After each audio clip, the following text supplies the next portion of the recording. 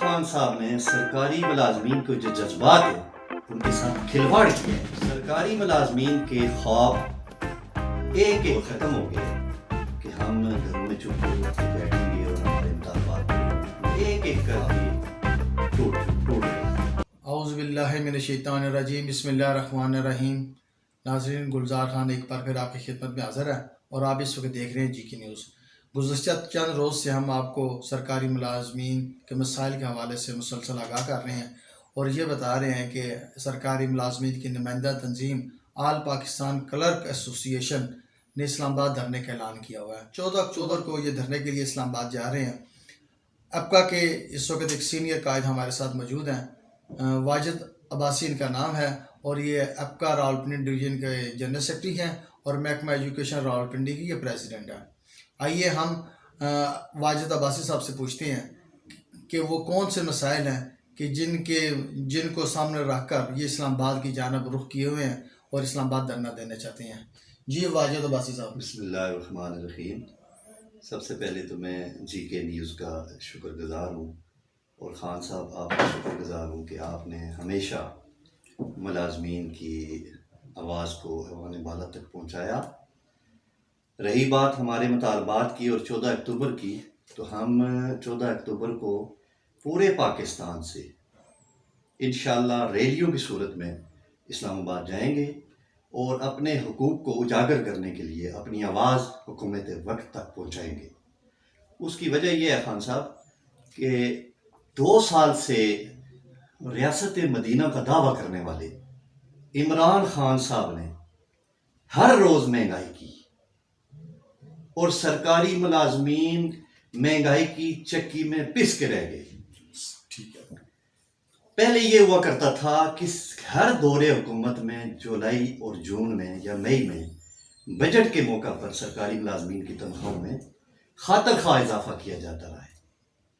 یہ واحد حکومت ہے جنہوں نے دعویٰ کیا ریاست مدینہ کا اور سرکاری ملازمین کو مہنگائی کی چکی میں پس کر ان کی جان لینے کے لیے یہ لوگ تیار ہیں. اب دیکھیں کسی بھی سرکاری ملازم کی جب ہر روز مہنگائی بڑھے گی تو اس کی تنخواہ کتنی رہ جائے گی. ایک ہمارا گریڈ 1 کا جو ملازم ہے وہ اگر 18,000 روپیہ تنخواہ لیتا تھا تو 2,500 روپیہ مہینہ یا 2,000 روپیہ مہینہ اگر مہنگائی میں اضافہ ہوا تو اس کی تنخواہ مہینوں میں کتنی رہے گی. وہ بیچارہ تو بالکل فاقوں پہ مجبور ہو گیا. اور لوگ ہمارے سرکاری ملازمین اتنے پریشان ہیں، اتنے ٹینس ہیں کہ کئی ہمارے سرکاری ملازمین ریزائن کر کے بھاگے ہیں. یار کسی نہ کسی طریقے سے کوئی دیہڑی اچھی لگ جائے گی تو ہمارا یہ نظام چلے گا. یہی ریاست مدینہ کے دعوے دار عمران خان صاحب نے اقتدار سے پہلے یہ بات کہی تھی کہ کسی بھی ملک کی ترقی کا راز سرکاری ملازمین کو خوشحال کرنے کے بعد ہوتا ہے.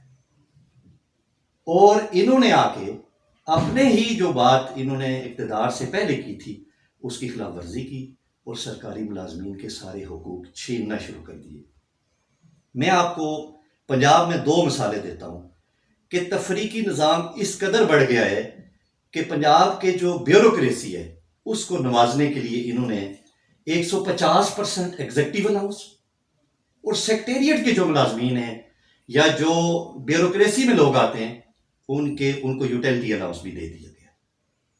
اچھا، یعنی آپ کا جو تنازع شدت اختیار کیا جی، وہ جس وقت آپ کے ایک ڈپارٹمنٹ کو، ایک سیکٹر کو جب حکومت نے زیادہ ان کو یوٹیلٹی الاؤنس کی مد میں نوازا یا انہیں کوئی ریبیٹ دیا، جی، تو اس کے بعد آپ زیادہ شدت سے شاید آپ کے ساتھ ہونے لگ پڑا. دیکھیں سرکاری ملازمین کی جو ہماری تنظیم ہے آل پاکستان کلرکس ایسوسی ایشن، یہ گریڈ 1 سے 17 تک تمام سرکاری ملازمین کی ہے.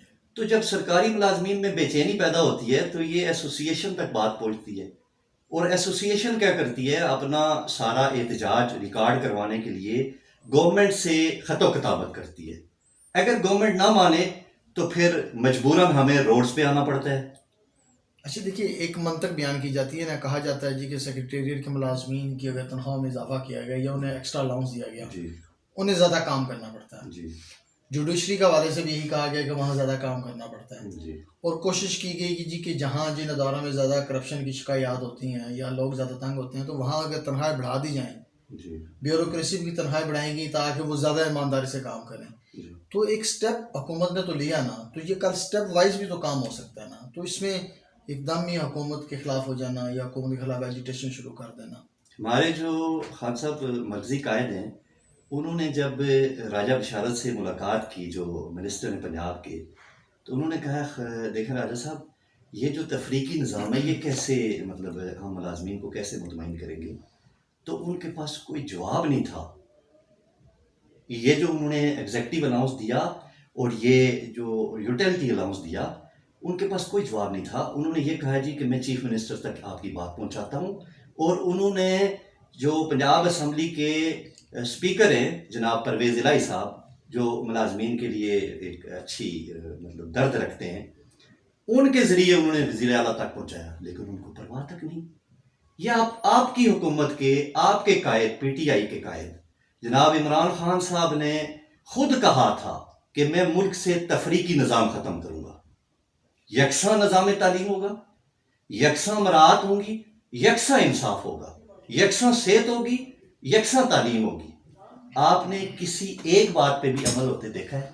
تو ہم تو مجبوراً پھر روڈز پہ آ گئے. اچھا, آپ لوگوں نے کوئی اپنا چارٹر آف ڈیمانڈ بھی کوئی تیار کیا؟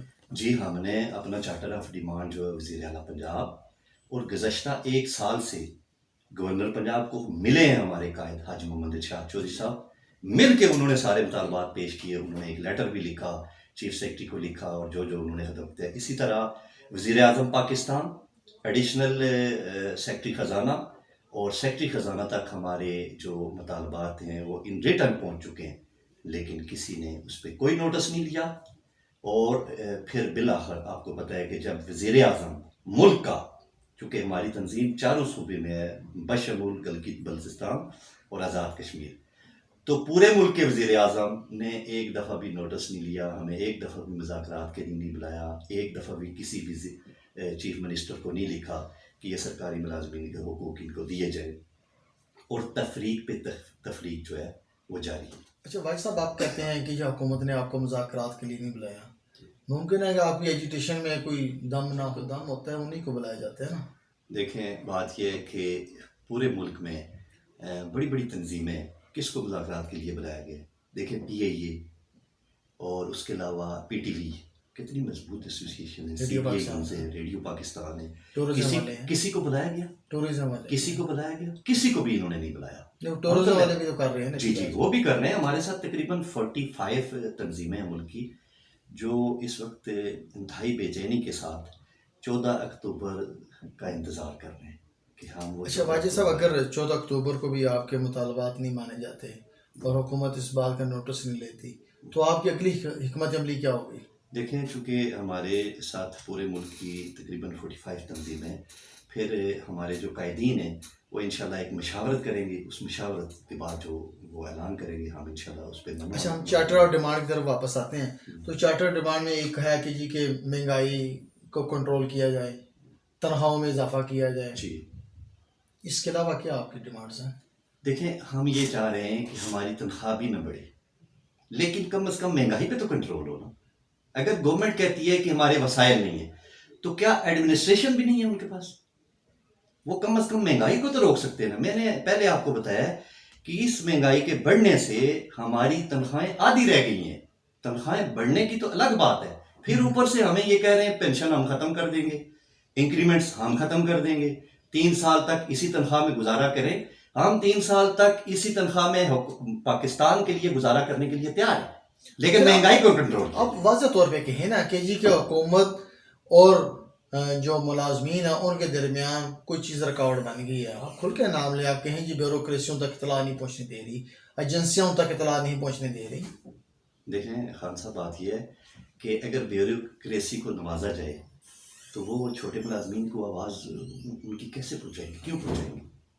ان کو نواز دیا گیا ہے, ان کو 150% ایگزیکٹو الاؤنس دے دیا گیا ہے اسی ملک میں, جس کے وسائل یہ کہہ رہے ہیں نہیں ہے 3 سال اسی تنخواہ میں چھوٹے ملازمین گزارا کریں.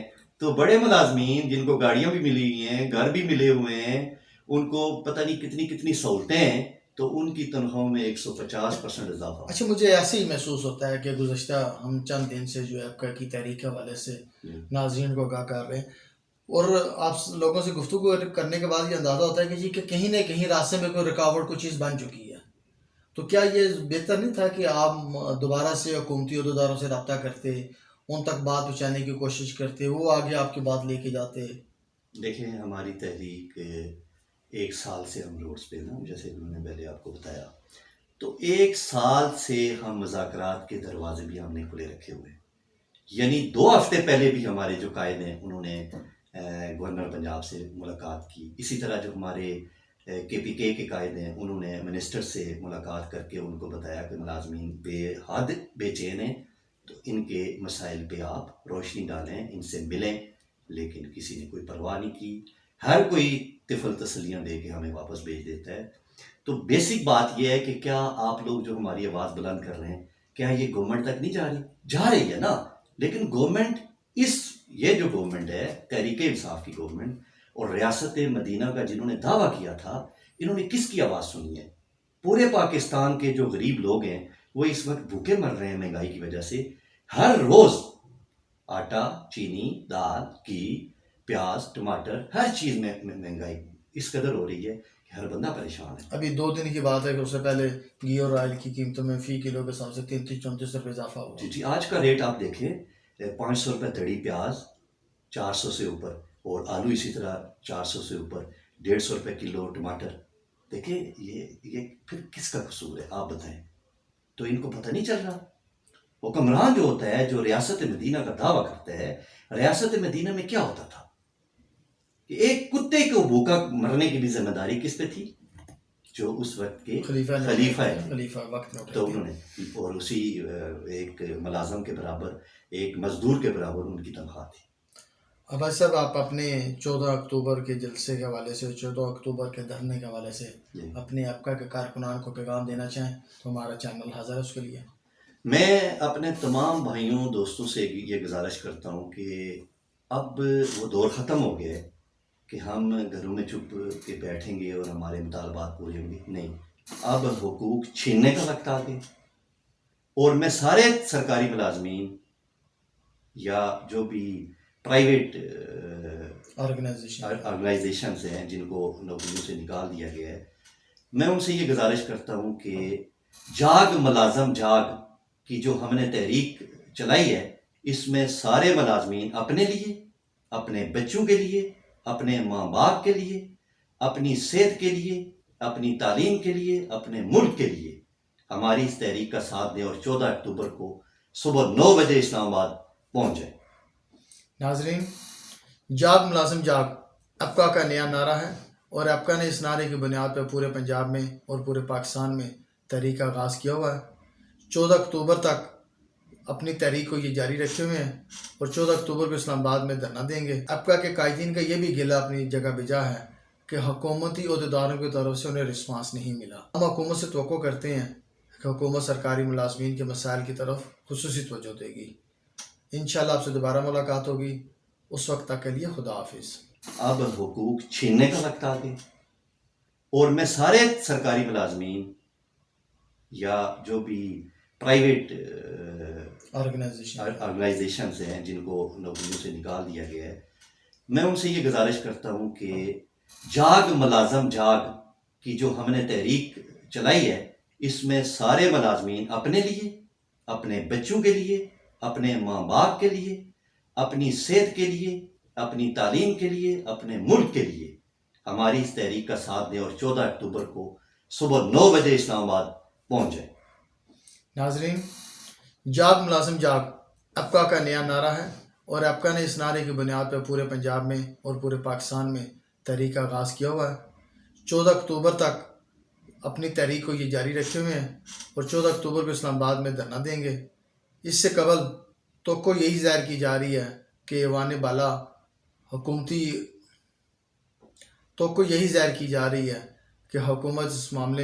اس معاملے کا نوٹس لے گی، اور ابقا کے ملازمین کو توقع یہی ظاہر کی جا رہی ہے کہ حکومت اس معاملے کا نوٹس لے گی، اور ابقا کا جو چارٹر آف ڈیمانڈ ہے اس کو کسی نہ کسی حد تک سیٹسفائی اس کو کسی نہ کسی حد تک مکمل کرنے کی اس کو کسی نہ کسی حد تک پورا کرنے کی کوشش کرے گی۔ ابقا کے قائدین کا یہ بھی گلہ اپنی جگہ بجا ہے کہ حکومتی عہدیداروں کی طرف سے انہیں رسپانس نہیں ملا۔ ہم حکومت سے توقع کرتے ہیں کہ حکومت سرکاری ملازمین کے مسائل کی طرف خصوصی توجہ دے گی۔ انشاءاللہ آپ سے دوبارہ ملاقات ہوگی، اس وقت تک کے لیے خدا حافظ۔